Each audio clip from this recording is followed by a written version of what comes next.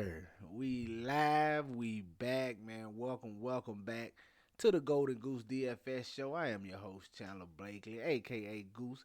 We are the leaders in single entry 3 max and 20 max content, but don't be scared off if that's not your particular style of play. Have no fear, man. No matter what your style of play is, this is one of the best spots you can be in if you're playing NBA DFS at all. Trust me on that. You will not be sorry, man. Hit that subscribe button.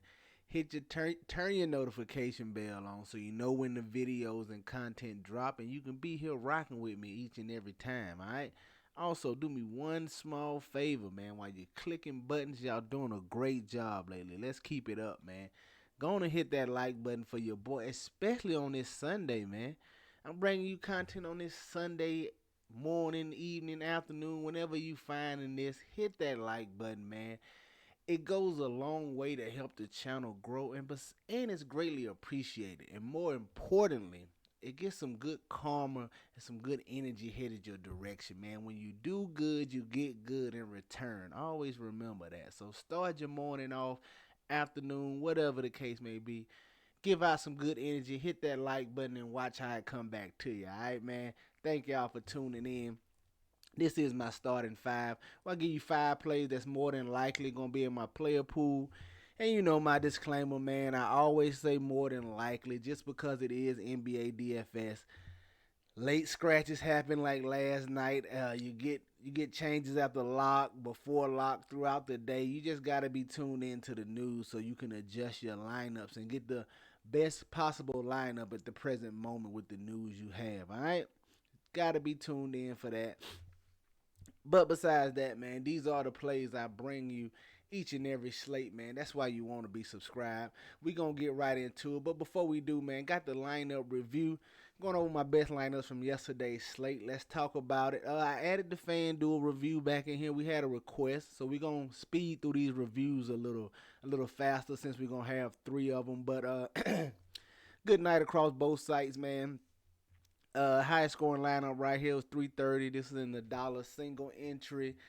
Luca, man, loved the matchup. Felt like Detroit has been very scrappy lately. They fighting, staying in games, so I was okay getting to them here in this spot. That Mavs defense has not been great, so I figured I wasn't too concerned about the blowout. Although they did pull away late, Detroit was still involved in the game most of the game. So Luca just doing what Luca do, man. Triple double. I mean, I don't know what else you want to say at this point. He just dominating. 80 fantasy points. Got to some Julian Champagne, man. After the slate lock, we got all the news after lock last night. We got what I about to say? We got Devin Vassell ruled out. We got Trace Jackson Davis put into the starting lineup. It was just a whole lot of news that happened after lock and that changed everything we had. So you had to be there to adjust your lineups when you got that news. Once that news was ruled out, once that news came out, I got to a lot of Trace Jackson Davis, and since I still had some Gafford, Davis being only a center only, I got to like 100% Trace Jackson Davis, so it pushed me off a lot of my Zach Collins ownership that I was on heavy in the video, but that's just the changes you have to make. Got to Julian Champagne, 4% on, man, 36 fantasy points. Solid night for him as the Spurs beat the Steph Curry-less Warriors over here. Did not see that one coming, especially with Wemby and Vassell being out, but hey, they got it done. 10x over here for Julian Champagne. Loved him. Wish I'd have got a little more of him. Got to Jaylen Brown here, 25%, 39 fantasy points. He was just okay. Got to Tatum as well. Man, I told y'all Tatum and Durant on yesterday's video. I played plenty of them. Typically don't have this right here in the same lineup, but I'm undoubtedly the optimizer liked it when Porzingis got ruled out. But I typically won't have Brown and Tatum. I just them two Celtics I stay away from pairing together. I do Tatum and Porzingis, or like Brown and Porzingis, or Brown and White. I do any of the other two, but I typically don't play these two together. But we was rushing, trying to get lineups in as the news broke, so didn't have time to like put that rule in there. So that's why we got this particular combination. Daniel Gafford, got to some of him as well at 4,400, 46% on. He gave you 34 fantasy points. Solid outing from him. Thought Malachi Branham would be my guy. Pardon me, gang. Thought Malachi Brandon would have been my guy. I got to a lot of him once Vassell was ruled out. My biggest changes after lock was 100% Jackson Davis, and I had probably like 60% Branham. He was my guy, but I sprinkled in some of these other Spurs, but Branham was just okay at 4,400. He didn't kill us, but 26 fantasy points, very solid. Al Horford down here getting a start with no Porzingis. Thought he was very cheap and had a chance for at least a double double. Didn't quite get there, but he still gave us a solid performance with 30 fantasy points. And then Trace Jackson Davis, like I said, once we saw that he was in the starting lineup, I just got to 100% Jackson Davis here. 26 fantasy points, very solid for him. 330 over here, came in 800 place. My single entry, this is my this is the $5. Yeah, I think this is the $5 single entry. Came in 115 place. $12 over here.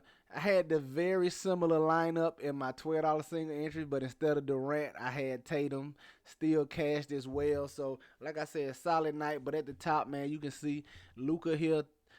He just did his thing. Branham still, Julian Champagne, 3% on, was probably ended up being the best value play on the slate. Pretty much 12X and over here. Definitely like that. Isaiah Stewart was a letdown. Probably just got too cute with trying to get a value piece in here. But the lineup I had looked different before all that news after lock. So, but because this was the first game, I got caught with Stewart in here 4,900.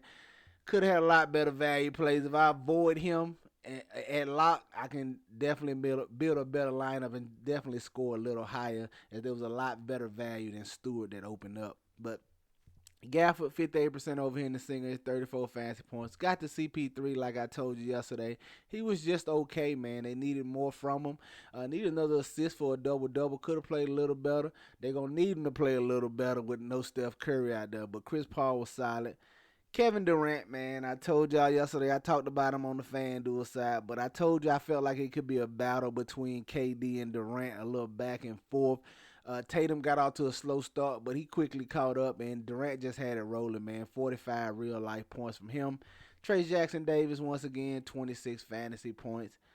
Get to FanDuel, you're going to see a very, very similar formula, man. KD Durant again, 332, came in 67th place over here. This is the $10 single entry over here on FanDuel. But Luka at the top, man, 75 over here on FanDuel. Chris Paul, 32% on, 37. Got the Branham again. Contavious Caldwell Pope here at 10% on, 25 fantasy points. Got to some Bertans. 25 as well. Keldon Johnson, man, was okay at 35 at 24% ownership, gave 35 fantasy points.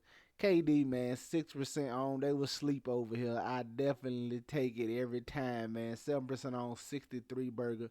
Second highest score on the slate, man. Trace Jackson Davis, of course, and then Isaiah Stewart down here once again. I don't know why I felt like he could just take advantage down low, but Stewart, I wasn't that high on him, but the optimizer was throwing him out there, and I felt like it could be a sneaky value play, but didn't quite work out for us. But nonetheless, still a profitable day on yesterday. Let's see if we can't keep it going today, man. Nice 7-game slate on DraftKings and FanDuel. A lot of injury news already out there. Going to be waiting on one or two pieces, but for the most part, we should be good to go as we know right now. It is the weekend. Things can happen like yesterday, so definitely be prepared. Definitely be by your phone, ready to adjust to the news. But I got the starting 5 queued up for you. Let's get right into it. At the point guard at the top, man, I think we can go right back to Darius Garland. 8K, price is slowly starting to creep up. He's getting out of those 7s. That's probably due to the ownership he's been getting. And he did finally have a decent performance last time. Didn't go crazy. I like going right back to him in this spot. Against the Brooklyn Nets, not really worried about the defense over there. It should be the him and Jared Allen show once again. A lot of pick and roll with them 2 dribble handoffs. They're going to orchestrate the offense, man. I like getting the Darius Garland here at 8K against the Brooklyn Nets. At the shooting guard, roll with me now. We don't have any value right now. Not a lot of value jumping out there. Nothing that just stands out. So we hunting for value. Hopefully we have some open up throughout the rest of the day. But I do got a little piece of value I got my eye on. Ben Shepherd here, 3,500 for the Indiana Pacers. Now, what we do know is he has been involved in the offense. He's been having a role with the team. As situated. As you can see, he's been in that 15 to 20 minute range. He got up to 27 minutes once. But what we have in this scenario is Benedict Mathurin just had surgery and he's going to be out, I think they said, the rest of the season. Now, with Ben Shepherd already getting playing time, I think he steps into that Benedict Mathurin role and just back up Naismith or Nimhard, however they do it right here. But I think Ben Shepherd is going to be the new Mathurin, which thrusts him into a slightly bigger role. So I think he can go from that 15 to 20 minute role he's been having into a 20 to 30 minute role. So can see a little extra and hopefully it's the 25 to 30 minute range. But I can see him picking up some of those Benedict Mathurin minutes here. I like the kid, and at 3,500, man, I'm gonna take some shots on him here. Don't know if I'm gonna get to him in single entry. We have to see if better value opens up. But if not, no more value opens up, he's in play for my single entry value piece now. Definitely gonna have my eye on him. Definitely taking some shots on Ben Shepherd today at 3,500. He's gonna play and he can't kill me that bad. All right, at 30 near the flat man. Pardon me, gang. On a slate, we need some value right now. I'm looking at Ben Shepherd. Definitely getting to him in my 20 max. Gonna have to wait and see if he's gonna be in my single entry, but I think he could be a nice sneaky value piece right here at 3,500. Keep your eye out on Ben Shepherd. At the small forward, I want to look at Jimmy Butler, 8,400. Just the easy matchup going against the Washington Wizards here, man. You already know teams against the Wizards, teams against the Pacers. I don't gotta keep telling you this, but if I do, I will. You know, sometimes you forget these things. Play teams against the Wizards, man. Give me Jimmy Butler here, 8,400.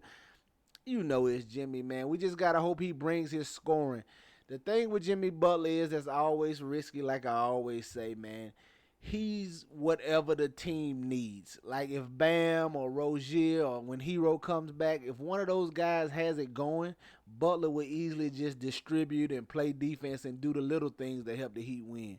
But when those other guys don't have it going, that's when he'll step up his scoring. He's been playing well as of late. I like getting the Jimmy Butler here at 8,400 going against these Wizards. The Wizards have been scrappy lately, man. Fighting. They've been in games, no real blowout. So no reason for me to expect Jimmy Butler shouldn't get his full run here.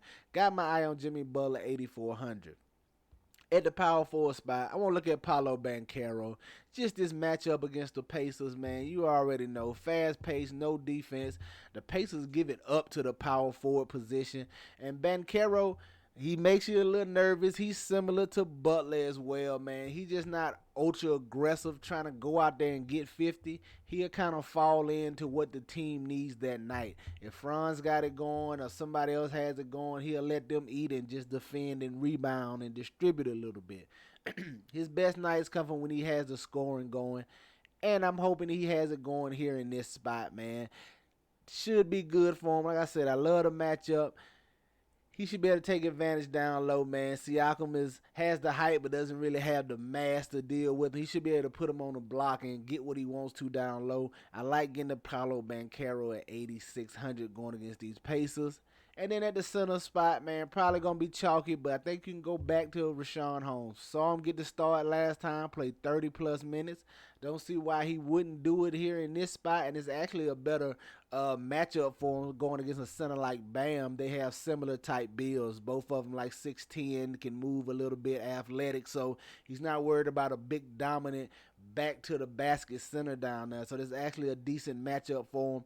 He should be starting again, should see 30-plus minutes. He's live for a double-double at 4,700, man. You can sign me up. Going to be one of your more popular value plays today, but I think it's good chalk value, all right?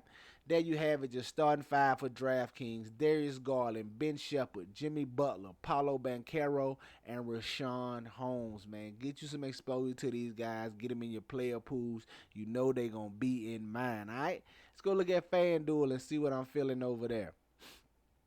On the FanDuel side at the top, man, nothing really changes. Getting Garland for a $200 discount over here, I definitely take that, man. Primary ball handler, initiator of the offense, all that, and therefore what I just broke down. Get you some Darius Garland against these Nets.